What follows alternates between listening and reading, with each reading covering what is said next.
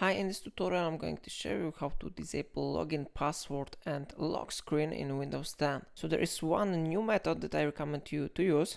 First, you need to click right mouse button on icon with a start, and then you need to go to settings. Here we need to open accounts, your accounts, email, sends, work and family options. And then from the left panel we need to go to sign in options. Now we need to make two actions. First one, we need to change require sign settings. So here we have question, if you have been away, when should Windows require you to sign in again? On default it is set to when PC wakes up from sleep. So we need to change this option to never. So I click on never. So it was a really important option, and now we need to change our password to empty. So I click on password sign in with your account's password and I click here change. Now I type here my current password, and after that I click next. Then I'm not typing here anything, it must be empty, and now I click next.